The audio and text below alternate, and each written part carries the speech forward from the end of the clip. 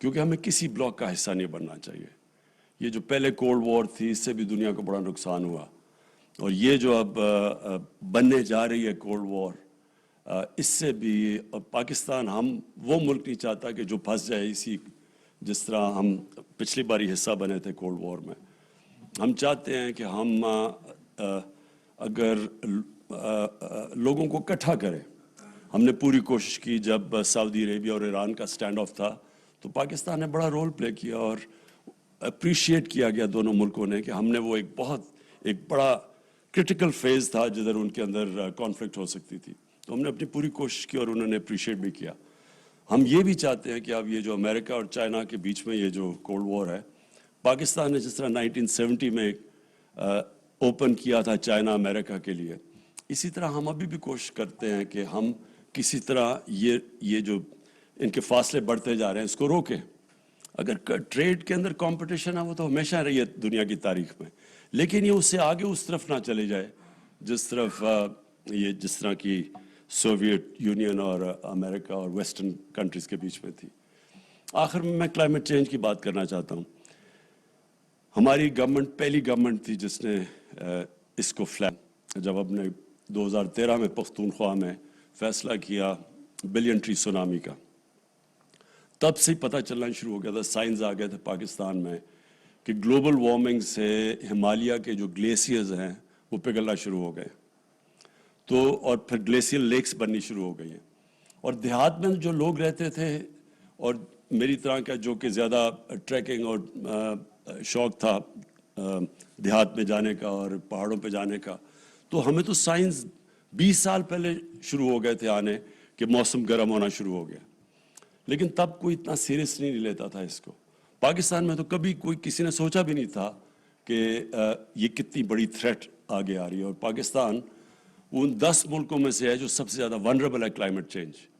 اور ایکچولی ہندوستان بھی بہت ونربل ہے, کیونکہ جو وہاں بھی جو انڈو گنجیٹک پلین ہے اس کے اندر تو زیادہ پانی تو گلیشیئر سے آتا ہے, تو وہاں بھی بڑی ونربلٹی. اور ہمالیہ کے جو گلیشیئرز ہیں وہ زیادہ تیزی سے پگھل رہے ہیں بنسبت جو کاراکورم کے گلیشیئرز ہیں. تو ہمارے تو جو آدھے سے زیادہ پانی آتا ہے وہ کاراکورم اور سلیمان رینج سے آتا ہے, تو ہندوستان میں تو ان کا سارا ہی ہمالیہ سے پانی آتا ہے گلیشیئرز کے اندر.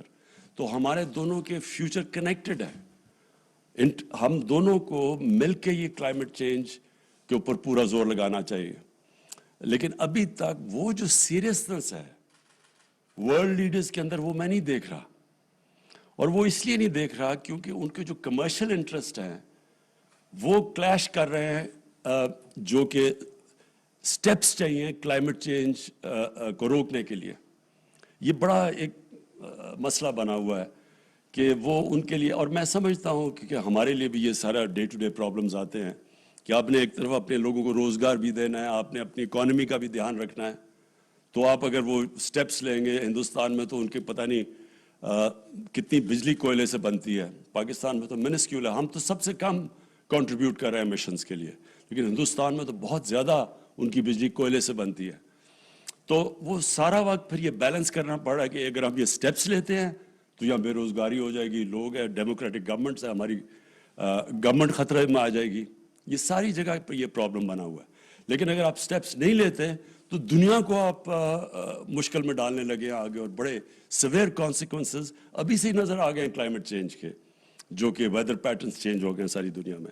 تو اس میں ہم کم از کم پاکستان اپنی پوری کوشش کر رہا ہے, اور ہم نے جو سٹیپس لیے ہیں وہ ساری دنیا کے اندر اپریشیٹ ہوئے ہیں.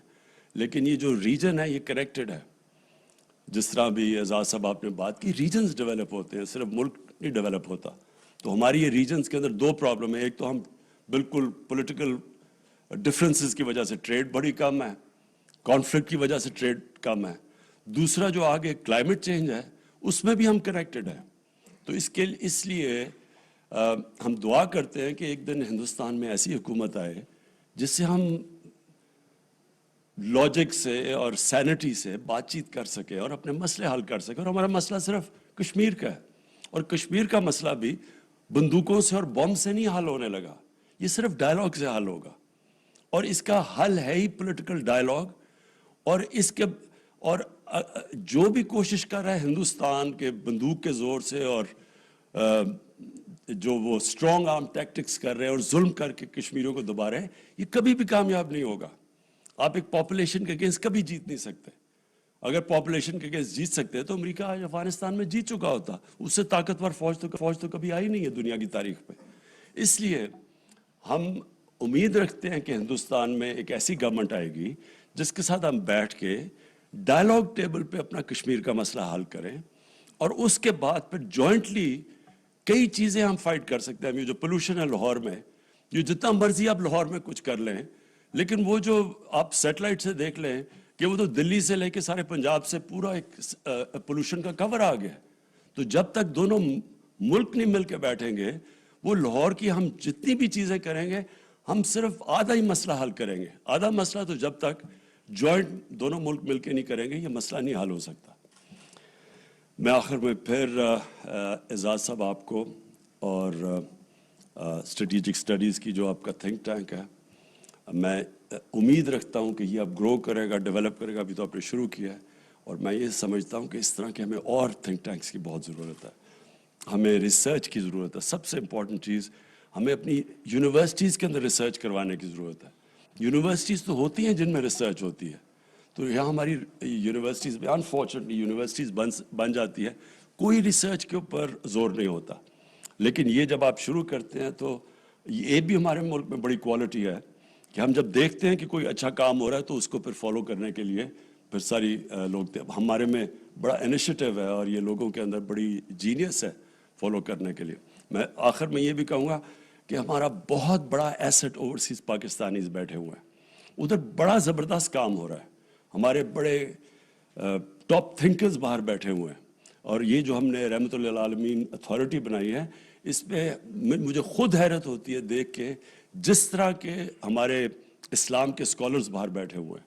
तो हमने सिर्फ इन सबको एक थिंक टैंक्स बना के इनको इकट्ठा करना है, और फिर एक कंसेंसस बिल्डिंग करनी है, ताकि एक नैरेटिव हमारा मुल्क का जाए जो कि रिप्रेजेंट करे हमारी कौम को। Thank you.